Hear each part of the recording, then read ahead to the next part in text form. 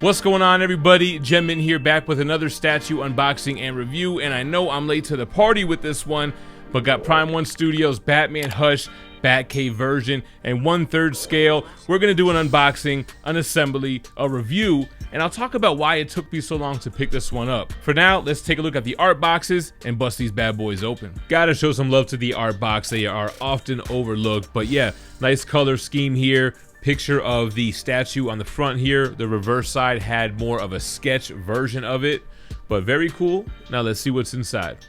All right, so box one has the advertisements, and this one has the Dark Knight's Metal Batman vs. Joker Dragon, which I do have on pre-order.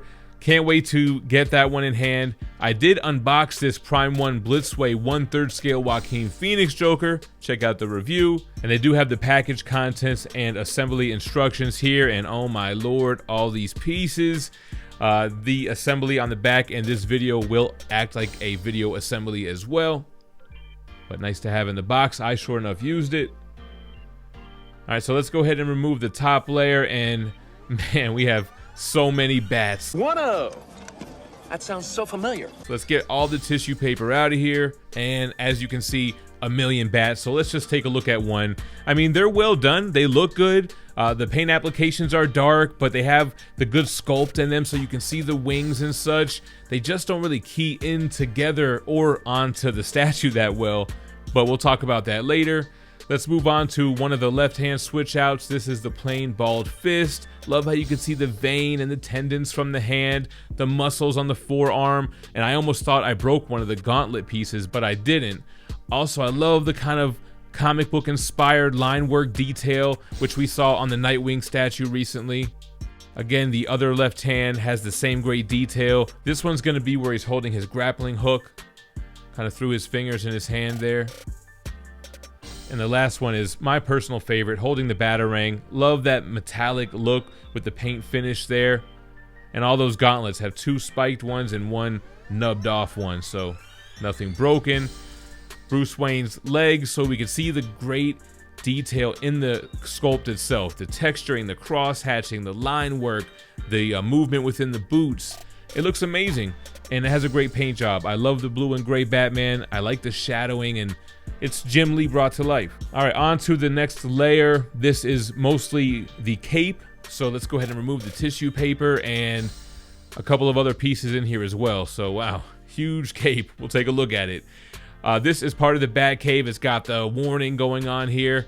I like the finish of the glass, and we'll take a little bit more of a look of what's going on here with the batteries later. This is another optional piece for that TV screen.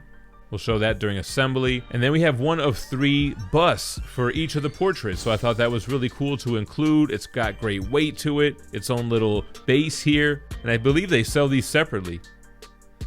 Here's the grappling hook for that one left-hand switch out, like I mentioned. Kind of a different look, but cool. So there were pretty clear instructions to lift it up this way out of the box so you don't snap the cape. And wow, the cape is massive, so much detail, but we'll look at that in just a bit. We have to show some love to the second art box with different images on the panels there. So that was like an upward shot of the piece. This is the same, but more of a taller box than the first one, but enough of that. Let's move on to the second box. So this has a compartment on the top, as you can see. Lifting that lid and removing the tissue paper will show the 4 portraits. This one does not have the bonus Hush portrait, but this does have the unmasked Bruce Wayne, which I like so much more in person than I did looking at pictures. Those eyebrows looking like a Batarang, chiseled chin, and I love the cowl hanging back behind his head. I don't think I've ever noticed that detail before, and it just makes me like this portrait so much more. He has the cowl just lifted back, great paint applications and sculpting, even the hair. It looks great. We'll show these together because they're basically the same portrait. One has this smirk and the other has kind of a frown, so you can pick or choose which one you want. They are sculpted immaculately. I love the light blue highlights to those darker blue tones, look amazing. The whited out eyes and the length of the ears, I love it. And lastly, the portrait with the gritted teeth. I really like this one because it kind of coordinates with the eyes a little bit more and adds more color in his face and more detail. So I just really like the gritted teeth look. I think that's the one that I'm going to use to display. Removing that layer, we can see it has the base with a couple of other pieces. So let's remove the tissue paper, and they're actually just those other 2 busts that I mentioned. So you have 3 busts total, plus you have one of the portraits on the statue itself. This was a must-needed addition.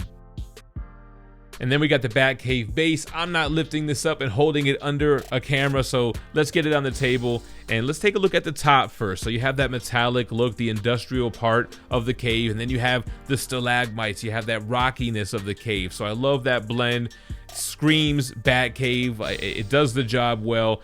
And I like how you can see kind of the buttons on that computer there, the grates on the floor. Paint job looks great from the rock to the metallic finish. I definitely am digging it. And then just a quick shot from the side, just getting in the great sculpted in detail of the rock formations. I love how those pikes look. This is just the perfect sculpt to represent the Batcave. So the first thing they want us to do is get the legs keyed in. So a little bit easier to do with 2 hands, but you know, didn't want to mess up the shot. So we got him keyed in there. Moving up, this one was a little bit more of a struggle trying to do it on camera. So let's just do some magic. And boom, we got the torso with the cape on there. Now I mentioned this battery compartment, there's magnets, it takes AAA batteries. If you go ahead and get those in, this screen right here will illuminate. So pretty cool little addition there. And you can display it 2 ways. You can put it on the base itself and kind of have it really low, or you can add that other kind of extension piece to it, if you will, and then you can have it higher up shining onto Batman. So we'll take a look at that a little bit later during the review as well. And it does have a off switch where you can leave the batteries in and just turn it off manually. All right, so we'll go ahead and put the grappling hook in his fist. I couldn't really get it in flush, but I don't know if it was supposed to look like that or not. Either way, looks pretty cool holding it downward like that. Or we could swap it out with the regular balled fist. And then my personal favorite, like I said, with the Batarang. So we'll keep this on for the rest of the review. And moving on to the portraits. So we'll start with that Bruce Wayne portrait. Again, I like it a lot more than I thought I would, especially with the cowl backwards. So you're still getting the cowl. Or you have a choice. You could have him with that smirk. Screams Jim Lee. You don't see Batman smile too often. And with that being said, we could put on the grimace. We can have him mad. He's storming through the Batcave. Or we could take it to the next level, and like I said, the gritted teeth portrait. So there we go. That was the easy part, guys. Now on to the bats. All right, so the first bat, you're gonna look for the one that has the key kind of over his heart, and that's gonna go right on Batman's back right here. That one keys in pretty well. Then this one, you're gonna look for that key that's kind of on its left leg a little bit, and it's hanging upside down on the ledge of the metallic part of the Batcave. You're on your own figuring how to key these together. They don't key in that strongly. So then you're gonna wanna key it into Batman's left shoulder. And I think I even lose one right here. Yeah, so forget that guy for now. But I do end up getting it together. Or at least I think so. This seems to be how it should be displayed. All right, this little guy, he's got it on his hip. So he's gonna key into one of those stalagmites, the top one next to Batman's left leg. This guy has a small little key on its back, if you can see that right there. So that's gonna go into the cape. He's actually hanging upside down from Batman's cape. All right, here we got another little guy. It's gonna have a key on its left wing, so you can see it right there. And you're just gonna wanna make sure it matches with this key on the other side of his cape, which is more behind that screen. All right, this little guy here has a big key notch on his left wing, and that'll key into one of the rocks. In that same area, you have the only one that has a peg, and that just goes right in the tip of this rock right here. This bat has a key on the bottom of its left wing. It'll go on the rock right in front of Batman's left foot. And then you have this guy right here, another left key, but in that same area to the right.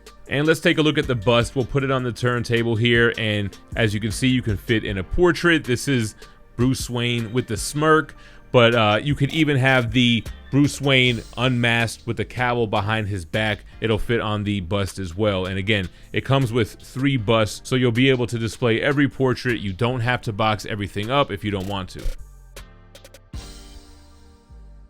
All right, guys, assembly is done. Before we get into the review, I want to thank That Spider-Man Booth for sponsoring today's video. You got to make sure you're following them over on Whatnot if you participate in any type of comic book purchasing whatsoever. They have daily live comic book auctions. You can win CGC key issues, or you can just pick up some nice street level hero exclusive variants. If you haven't downloaded the app, I have that link in the description. You'll actually get $10 that you can use towards your first purchase. Now, I kind of wish I would have waited until I moved, until I did the unboxing for this guy. So many pieces, the bats are crazy, but man, really impressed. I'm late to the party and I've held off on getting this guy because I wasn't really sure that this was the 1/3 scale Batman. For me, I really liked the DK3 Frank Miller interpretation, but to me, that's just not the definitive Batman. And I really liked the first iteration, the Batman Hush, but I just felt like it was gonna bother me how he was crouched down and so much shorter than the rest of the line. This guy does look pretty short next to Superman, but I mean, Superman's flying, Batman's low on the ground. But I gotta tell you, in person, any of those issues that I've had with any of the pictures or other videos that I've seen, completely out the window. I am 1000% impressed with this guy. So much presence, it commands presence. The cape has so much detail on the back. I know we didn't really get to see this, but the sculpted cape is just breathtaking, and I really was interested to see how it would key together with him lifting the right part of it up, and to see that it was just all sculpted together as the top part of the torso was pretty impressive. So let's get some measurements on this guy. The highest point, definitely going to be those bats up on his shoulder, which is going to make him about 34 inches tall. He's taking up the entire diameter of this base here, which is, what, 24 inches? And the depth is going to be there as well, man. I mean, you might be a little bit shy coming in at 22.5, 23 inches. Definitely a massive piece. We've talked about the base. I love how they incorporated the rock with the metal. I think it looks awesome. Great representation of the Batcave. I wish there was a way to not display them and not have ugly keyholes, though. That's kind of my immediate critique on the bats, because I think what I'm going to do, honestly, is remove all the bats, put all the arm switch outs I'm not going to use, and the bust that I'm not going to have on the statue right now until I move, because it'll just be too much to deal with. So I wish there was an option for that, and I do wish that they keyed in stronger and felt more secure. This is the type of piece that when I move this to put it in its display, I'm going to have to remove all the bats anyway, right? And probably his portrait and torso. But, you know, that's a nitpick. I think once they're in there, I mean, we're good. You know, I had him spinning around on the turntable. So far, the bats have stayed. As far as Batman himself, I think one of the things that made me hesitant to buy this piece was the fact that he wasn't like in a dynamic kind of pose or battle-ready position, for lack of a better term. He's just walking forward, and I thought that it looked awkward in certain pictures. I don't feel that at all looking at the statue. Even though he's like flat feet both on the ground, he feels confident in his walk and his stride, and he feels huge. And depending on the portrait, he looks pissed. He's clenching his cape as he's kind of like throwing it away from him or in front of him. I don't know, that whole concern completely out of the window seeing it in person.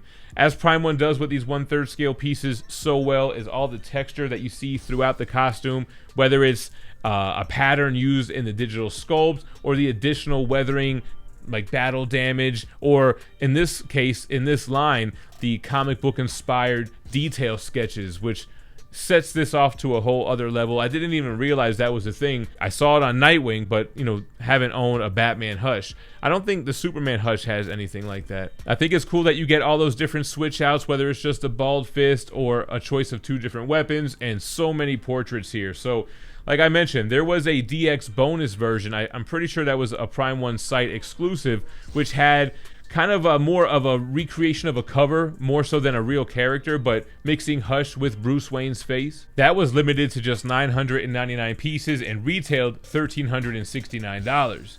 Now this version is the deluxe version, which comes with the Bruce Wayne portrait, has an edition size of 1,000 as well, and it retailed $1,375 looking at Sideshow. So if you were an early bird is how you got that bonus portrait. The collector's edition has the 3 Batman portraits with the bust, and it retails $1,105. Edition size on that, just $500. So it looks like collectors wanted more portraits.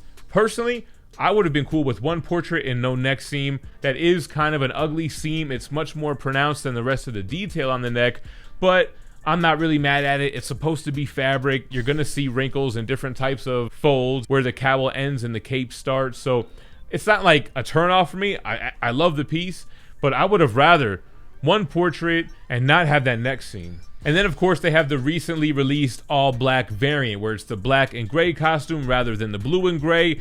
And I find on both versions, the first Hush statue and this one, and with the DK3, that they just look better in blue and gray to me. I think the black versions just don't look as comic booky to me. I don't know, it feels a little forced, if that makes sense. So that's why I never really went that route.